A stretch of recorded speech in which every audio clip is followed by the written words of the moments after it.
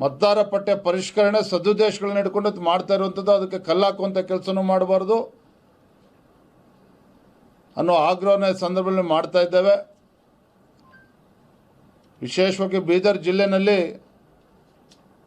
ನಮ್ಮ ಜಿಲ್ಲಾಧ್ಯಕ್ಷರ ನೇತೃತ್ವದಲ್ಲಿ ನಮ್ಮೆಲ್ಲ ಸಂಘಟನೆ ಮತ್ತು ನಮ್ಮೆಲ್ಲ ಶಾಸಕರುಗಳು ಕೂಡ SIR ಭಾಳ ಗಂಭೀರವಾಗಿ ತೆಗೆದುಕೊಂಡಿದ್ದಾರೆ. ಜಿಲ್ಲೆಯ ರಾಜಕೀಯ ಪರಿಸ್ಥಿತಿಗಳ ಬಗ್ಗೆನೂ ಕೂಡ ಸಮಗ್ರವನ್ನು ಎಲ್ಲೂ ಕೂಡ ಚರ್ಚೆ ಮಾಡಿದ್ದೇವೆ. ಒಟ್ಟಾಗಿ ಒಂದಾಗಿ ಸಂಘಟನೆನ ಬಲಪಡಿಸ್ತಕ್ಕಂಥ ಕೆಲಸ ಆಗಬೇಕು ಅನ್ನುವ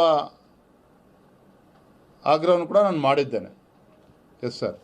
SIR ಬಗ್ಗೆ ಸರ್, ನೀವು ನನ್ನ ದೃಷ್ಟಿಕೋನದಲ್ಲಿ ಇಡೀ ಬೇರೆ ದೇಶದಲ್ಲಿ ಎಲ್ಲ ಕಡೆ ಬಿಜೆಪಿಯನ್ನು ಸೀರಿಯಸ್ ತಗೊಂಡು ಕೆಲಸ ಮಾಡಿತ್ತಲ್ಲ, ಆ ಸೀರಿಯಸ್ನೆಸ್ ಇಲ್ಲಿ ಬರಲಿಲ್ಲ. ನಿಮ್ಮ ಸ್ಟೇಟ್ ಕಮಿಟಿ ಏನಿದೆಯಲ್ಲ ಅದು ಸೀರಿಯಸ್ ಆಗಿ ತಗೊಂಡಿಲ್ಲ. ಕೇಂದ್ರ ನಾಯಕರೇ ಬಂದು ಇದನ್ನೆಲ್ಲವೂ ಮಾಡ್ತಾರೆ ಅನ್ನೋ ಮನೋಭಾವನೆಯಲ್ಲಿ ಖಂಡಿತ ನೀವು SIR ಬಹಳ ಹಿಂದೆ ಬಿದ್ದಿದೆ ಅಂತ ಅನಿಸ್ತದೆ. ಖಂಡಿತ ಇಲ್ಲ. 10 ಬಾರಿ ರಾಜ್ಯದಿಂದ ನಾವು ಎಲ್ಲ ನಮ್ಮ ಮುಖಂಡರು ಶಾಸಕರ ಸಭೆನೂ ಕೂಡ ಮಾಡಿದ್ದೇವೆ, ಜಿಲ್ಲಾಧ್ಯಕ್ಷರು ಮಂಡಲಾಧ್ಯಕ್ಷ ಸಭೆನೂ ಮಾಡಿದ್ದೇವೆ, ಹಲವಾರು ಬಾರಿ ಸಭೆಯನ್ನು ಮಾಡಿ ಫಾಲೋ ಅಪ್ ಮಾಡೋದಕ್ಕೆ ಪ್ರತಿ ವಿಧಾನಸಭಾ ಕ್ಷೇತ್ರಕ್ಕೆ ಒಬ್ಬರು ಉಸ್ತುವಾರಿಯನ್ನು ಕೂಡ ಕೊಟ್ಟಿದ್ದೇವೆ. ಎಲ್ಲವೂ ಕೂಡ ಆಗ್ತಾ ಇದೆ. ಖಂಡಿತ ಅದರಲ್ಲಿ ನಾವು ಹಿಂದೆ ಬಿದ್ದಿಲ್ಲ. ಎಲ್ಲ ನಮ್ಮ ಕಾರ್ಯಕರ್ತರು ಕೂಡ ಅದು ಕೈ ಜೋಡಿಸಿದ್ದಾರೆ. BLA 2ಗಳು ಕೂಡ ಕೈ ಜೋಡಿಸಿದ್ದಾರೆ, BLA 1ಗಳು ಕೂಡ ಕೈ ಜೋಡಿಸಿದ್ದಾರೆ. ಒಳ್ಳೆ ರೀತಿಯಲ್ಲಿ ಕೆಲಸಗಳು ಆಗ್ತಾ ಇದೆ.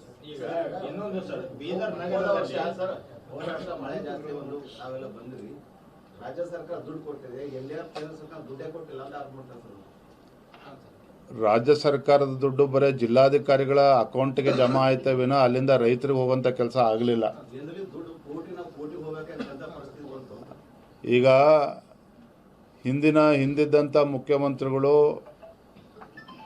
ಯಾವ ರೀತಿ ಕಪಟ ನಾಟಕ ಆಡಿದ್ರು, ಕೇಂದ್ರದಿಂದ ಬರ್ತಕ್ಕಂಥ ಅನುದಾನವನ್ನು ಯಾವ ರೀತಿ ದುರ್ಬಳಕೆ ಆಗಿದೆ ಅಂತಕ್ಕಂಥದ್ದು ಕೂಡ ನಾವು ನೋಡಿದ್ದೀವಿ. ಎಸ್ಟೇಟ್ ಡೆವಲಪ್ಮೆಂಟ್ ಕಾರ್ಪೊರೇಷನ್ನಲ್ಲೂ ಕೂಡ ನೋಡಿದ್ದೀವಿ, ಜಲ್ ಜೀವನ್ ಮಿಷನ್ನಲ್ಲೂ ಕೂಡ ನಾವು ನೋಡಿದ್ದೀವಿ. ಕೇಂದ್ರ ಸರ್ಕಾರದ ಯೋಜನೆ ಬಡವರಿಗೆ ತಲುಪಬಾರ್ದು ಅನ್ನುವ ಒಂದು ಷಡ್ಯಂತ್ರ ಈ ಸರ್ಕಾರದಲ್ಲಿ ಏನು ನಡೀತದೆ ಅನ್ನೋದು ಕೂಡ ಇವತ್ತು ಜನರ ಮುಂದೆ ಗೊತ್ತಿದೆ. ಹಾಗಾಗಿ ನಾನು ಇವತ್ತು ಆಗ್ರಹವನ್ನು ಪಡಿಸುವಂಥದ್ದು, ಇಂಥ ಸಂದರ್ಭದಲ್ಲಿ ಬರವನ್ನು ಎದುರಿಸ್ತಕ್ಕಂಥ ಪರಿಸ್ಥಿತಿ ಇವತ್ತೇನು ಬಂದಿದೆ, ಮುನ್ಸೂಚನೆ ಸ್ಪಷ್ಟವಾಗಿ ಗೋಚರ ಆಗ್ತದೆ. ರಾಜ್ಯ ಸರ್ಕಾರ ಪರಿಹಾರ ನೀಡಬೇಕು ಅಂತ ಆಗ್ರಹ ಪಡಿಸ್ತಾ ಇದ್ದೇನೆ. ಹಾಗೂ ಕೂಡ ನಾನು ಕೇಳಿದ್ವಿ, ಈಗಲೂ ಅದೇ ಕೇಳ್ತಾ ಇದ್ವಿ, ನಿಮ್ಮಲ್ಲಿ ಅಡ್ಜಸ್ಟ್ಮೆಂಟ್ ಪಾಲಿಟಿಕ್ಸ್ ಭಾಳ ನಡೀತಾ ಇದೆ. ಎಸ್ಪೆಷಲಿ ನಾವು ಬೀದರ್ ಜಿಲ್ಲೆ ಮಟ್ಟಿಗೆ ಹೇಳೋದು, ಹಗಲಿನಲ್ಲಿ ನಿಮ್ಮ ಬಿಜೆಪಿ ಮುಖಂಡರು ಬಿಜೆಪಿಯಲ್ಲಿ ಇರ್ತಾರೆ, ರಾತ್ರಿ ವೇಳೆ ಕಾಂಗ್ರೆಸ್ಸಲ್ಲಿ ಇರ್ತಾರೆ.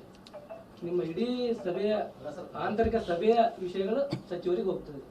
ಅಂತವರಿಗೆಲ್ಲ ನೀವು ಎಲ್ಲ ತಗೊಂಡು ಹೆಂಗೆ ಪಕ್ಷವನ್ನ ಕಟ್ತೀರಿ? ಇದುವರೆಗೆ ಶಿಸ್ತು ಕ್ರಮ ಆಗಿಲ್ಲ. ಭಗವಂತ್ ಖೂಬಾ ಅವರನ್ನ ಸೋಲಿಸಿದ್ದು ಮತದಾರರಲ್ಲ, ನಿಮ್ಮ ಪಕ್ಷದ ನಿರ್ಧಾರ ಕೈ ಜೋಡಿಸಿದ ಸಲುವಾಗಿ ಸೋತಿದ್ದಾರೆ. ಅದು ಎಲ್ಲ ಬಹಿರಂಗಿದೆ. ಇದುವರೆಗೆ ಒಬ್ಬರ ವಿರುದ್ಧ ಆಕ್ಷನ್ ಆಗಿಲ್ಲ, ಆಗ್ಬೇಕಲ್ಲ ಸರ್, ಯಾಕಾಗಿಲ್ಲ? ಇದೆಲ್ಲವೂ ಕೂಡ ನೋಡಿ, ನಮ್ಮದೊಂದು ರಾಷ್ಟ್ರೀಯ ಪಕ್ಷ ಇದೆ. ಚುನಾವಣೆ ಹಿನ್ನಡೆ ಆಗೋಕ್ಕೆ ಕಾರಣ ಏನು, ಇದೆಲ್ಲದೂ ಕೂಡ ವರಿಷ್ಠರ ಗಮನದಲ್ಲಿದೆ. ಅದು ನಾನು ರಾಜ್ಯದ ಅಧ್ಯಕ್ಷನಾಗಿ ತೆಗೆದುಕೊಳ್ತಕ್ಕಂಥ ತೀರ್ಮಾನ ಅಲ್ಲ, ಎಲ್ಲವೂ ಕೂಡ ವರಿಷ್ಠರ ಗಮನದಲ್ಲಿದೆ. ಸಂದರ್ಭದ ಸರಿಯಾದ ತೀರ್ಮಾನ ತೆಗೆದುಕೊಳ್ತಾರೆ.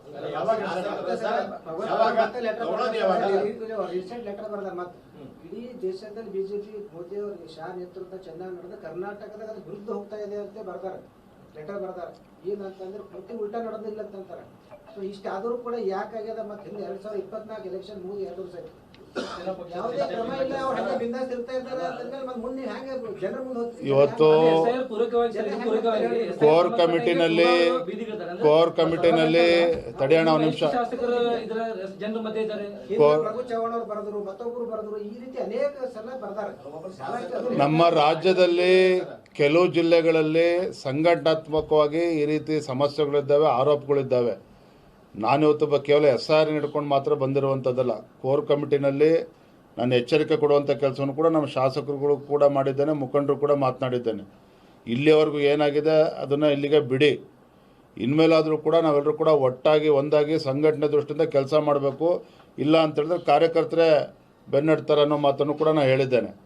ಹಾಗಾಗಿ ಹಿಂದೆ ಏನಾಗಿದೆ ಎಲ್ಲವೂ ಕೂಡ ಇತ್ತೀಚೆಗೆ ಎಲ್ಲರೂ ಕೂಡ ಒಗ್ಗಟ್ಟಾಗಿ ಹೋಗಬೇಕು ಅನ್ನೋ ಕಿವಿ ಮಾತನ್ನು ಕೂಡ ನಾನು ಹೇಳಿದ್ದೇನೆ. ಇವತ್ತು ತಕ್ಷಣ ಅವ್ರಿಗೆ ಇದು ಆಗ್ಲೇಬೇಕು. ಇಲ್ಲಿ MP ಯಲ್ಲಿ ಯಾವ ಕಾರಣಕ್ಕೂ ಬಿಜೆಪಿ ಚುನಾವಣೆ ಬಂತು, ಈ ಗ್ರಾಮ ಪಂಚಾಯತ್ ಬಂತು, ಜಿಲ್ಲಾ ಪಂಚಾಯತ್, ತಾಲೂಕಾ ಪಂಚಾಯತ್.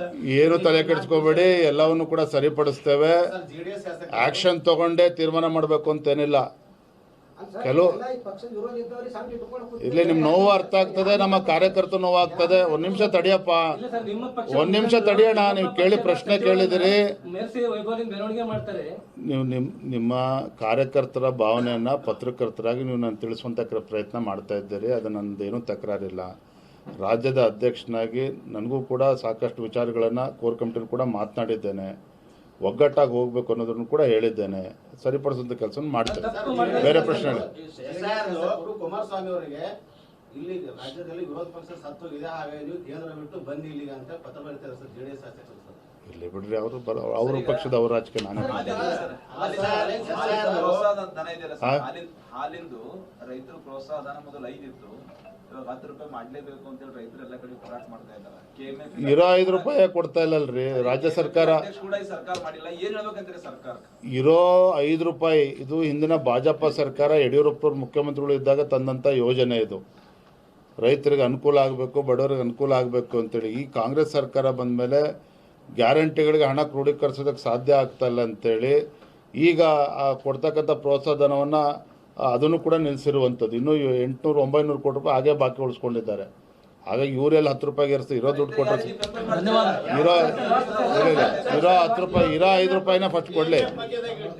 2 ಕೋಟಿ ರೂಪಾಯಿ ಬೀದರ್ ಜಿಲ್ಲೆಯಲ್ಲಿ ಹಗರಣ ಆಗಿದ್ದು ಪ್ರೂವ್ ಆಗಿದೆ. 6-4 ಎಂಕ್ವೈರಿ ಆಯ್ತು, 6-8 ಆಯ್ತು, 6-9 ಆಯ್ತು, ಎಲ್ಲ ಪ್ರೂವ್ ಆಗಿದೆ. ಮ್ಯಾನೇಜ್ಮೆಂಟ್ ನವರು ಈ 2 ಕೋಟಿ ರೂಪಾಯಿ ರೈತರ ಪ್ರೋತ್ಸಾಹ ಧನನ ತಿಂದಿದ್ದು ಇದು ಆಗಿದೆ. ಇಲ್ಲಿವರೆಗೆ ಯಾವುದೋ ಕ್ರಮ ಕೈಗೊಂಡಿಲ್ಲ. ಅದು ಯಾಕಾಗಿಲ್ಲ? ಈಗ ಯಾರು ಸಚಿವರು ಬರ್ತಾರೆ, ಉತ್ಸವ ಸಚಿವರು, ಅವರು ಕೇಳಿ ನಾವು ಕೂಡ ಸದನದಲ್ಲಿ ಸರ್ಕಾರ ಕಂಬಳ ಮಾಡ್ಲಿಕ್ಕೆ ಹೋಗೋದೇ ಈಗಾಗಲೇ ಮರಗಳ ಮಾರಾಟ ಮಾಡ್ತಿದೆ. ಈಗ ನೀವು ಕಂಬಳ ಮಾಡಬಾರ್ದಂತ ನೀವು ಕೂಡ ವಿರೋಧ ಮಾಡ್ತಿದ್ದೀರಿ ಸರ್. ಏನ್ ಹೇಳ್ತೀರಿ ಸರ್? ಪರಿಸರವಾದಿಗಳು ಕೂಡ ಮರಗಳನ್ನು ಕಟ್ ಮಾಡೋದಕ್ಕೆ ವಿರೋಧ ಮಾಡ್ತಿದ್ದಾರೆ ಸರ್. ಕಂಬಳ ಅದರದ್ದೇ ಆದಂಥ ಒಂದು ಪಾವಿತ್ರ್ಯತೆ ಇದೆ.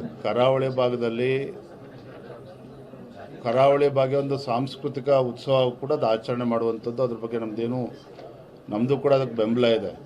ಹಿಂದೆ ಭಾಜಪ ಸರ್ಕಾರ ಇದ್ದಾಗ ಅದಕ್ಕೆ ಹಣಕಾಸಿನ ನೆರವು ಕೂಡ ಯಡಿಯೂರಪ್ಪ ಮುಖ್ಯಮಂತ್ರಿಗಳಿದ್ದಾಗ ನೀಡಿರ್ತಕ್ಕಂಥದ್ದು. ಕಂಬಳಕ್ಕೆ ಕೊಡ್ತಕ್ಕಂಥ ಗೌರವ ಕೊಡಲೇಬೇಕು. ಆದರೆ ಇವತ್ತು ದಸರಾ ವಿಚಾರದಲ್ಲಿ, ದಸರಾ ಅಂತೇಳಿದ್ರೆ ನಾಡ ಹಬ್ಬ, ಇದು ಒಂದು ಆಚರಣೆ ಹಿಂದಿನಿಂದಲೂ ಕೂಡ ಅದರದ್ದೇ ಆದಂಥ ಒಂದು ಪದ್ಧತಿ ಇದೆ, ಪರಂಪರೆ ಉಳಿಸ್ಕೊಂಡು ಬಂದಿದ್ದಾರೆ. ಅದರಲ್ಲಿ ಕಂಬಳವನ್ನು ತಂದು ಸೇರಿಸುವಂಥದ್ದು ಆಗಬಾರ್ದು ಅನ್ನೋ ಅಪೇಕ್ಷೆ ಮಹಾರಾಜರದ್ದು ಕೂಡ ಇದೆ. ಆ ಭಾಗದ ಜನಪ್ರತಿನಿಧಿಗಳು, ಜನರ ಅಪೇಕ್ಷೆನೂ ಕೂಡ ಅದೇ ಇರುವಂಥದ್ದು. ಹಾಗಾಗಿ ಮಂಡತನ ಮಾಡೋದು ಬೇಡ, ಕಂಬಳ ನಡೆಸಬಾರ್ದು ಅನ್ನೋ ಆಗ್ರಹವನ್ನು ನಾವು ಕೂಡ ಮಾಡಿದ್ದೇವೆ. ಗ್ಯಾರಂಟಿ ನ್ಯೂಸ್, ಸುದ್ದಿ ಖಚಿತ, ನ್ಯಾಯ ನಿಶ್ಚಿತ.